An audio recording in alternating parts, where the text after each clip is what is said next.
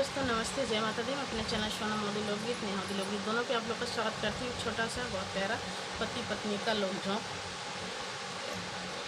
सोहर गीत लेके आई हूँ। आप लोग सुनिएगा और कमेंट बॉक्स में ज़रूर बताइएगा। पूरा शुरुआत जरूर करिएगा और कमेंट बॉक्स में ज़रूर बताइएगा कि हमारा गीत कैसा लगा। तो चलिए मैं सुनाती हूँ, आप लोग सुनिए। अंगने में बैठी है सासू का बाऊ हरिया, रज करई बाऊ हरिया, रज करई हो। सासू आजू मोरे छठिया बारैया, बेटौआ अपने रोकऊँ, बेटौआ अपने रोकऊँ हो। सासू आजू मोरे लालन की रैया, बेटौआ अपने रोकऊँ, बेटौआ अपने रोकऊँ। सासू ता बोलायूँ ना पावई सजाना उठी, बोलाई सजाना उठी, बोलाई हो।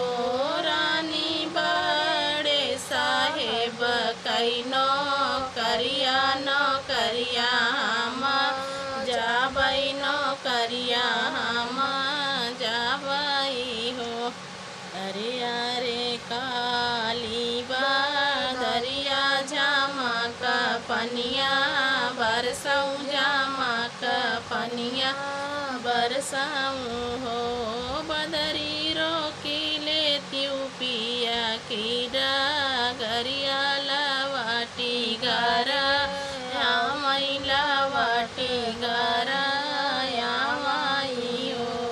बदरी रोकी लेती पिया की डगरिया, लवाटी गारा याउतन, लवाटी गारा याउतन हो। एक बाना गाई ले दूसरे बाना याउराती, सरे बाना याउराती, सरे बाना हो। कहत सुनता बदरी बेरई जामा का पनिया, बरसई जामा का पनिया बरसाई हो। बहिनी लवट के पिया घरा आए के मड़िया खटखा टावई, के मड़िया खटखा टावई हो। बहिनी लवट के पिया घरा आमई के मड़िया खटखा टावई, के मड़िया खटखा टावई हो।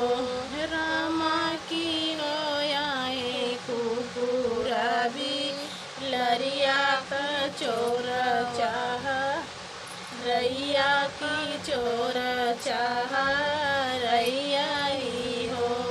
रामा की आहे घर के लुटेरा, के मड़िया खटखा टावई, के मड़िया खटखा टावई हो।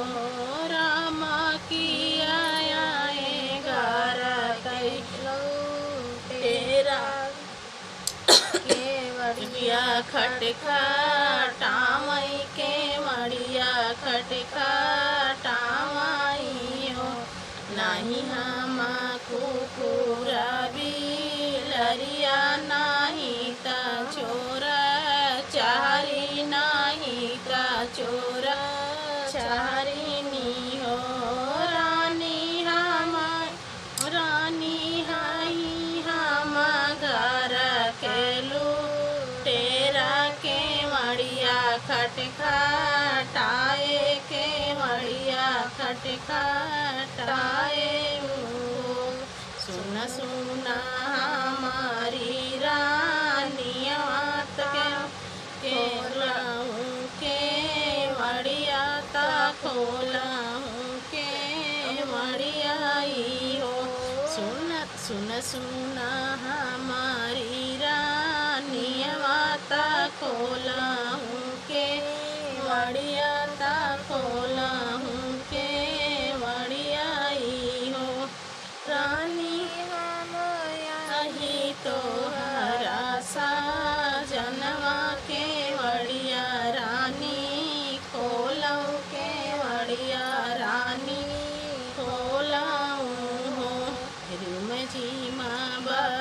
साई पनिया ता पावा ना जा कोरा मारई पावा ना जा कोरा मारई हो पिया लैन लेत्या एकाईच्या दरिया कुकुरिया लागे सोयं कुकुरिया लागे सोयं के कराई उठूही बिटिया के करीबा हिनिया के करीबा हिनियाई हो यारे कवाने पुरुष काही हिरनिया बिरैया बोलिया बोलू बिराई बोलिया राजा के आई हम बिटियवा साहेब कैबा हिनिया साहेब कैबा हिनियाई हो पिया तो हर के आई हमरा नियवा बिराई बोलिया बोले बिराई बोलिया बोले पिया तो रतयाही हमरा नियवा बिराई बोलिया बोले बिराई बोलिया बोले माफ कैदा हमारी रानियवा ता हमारी दुलारी ता हमारी दुलारी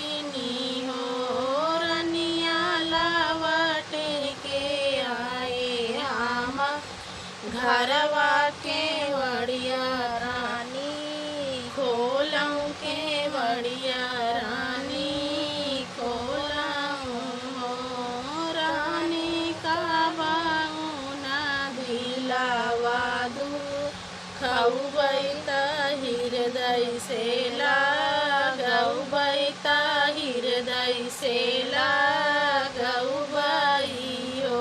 दोस्तों की तबीयत सही नहीं है, बीच में खांसी आ गई थी तो उसके लिए क्षमा चाहती हूँ और वापस आवाज़ करिएगा और कमेंट बॉक्स में ज़रूर बताइएगा।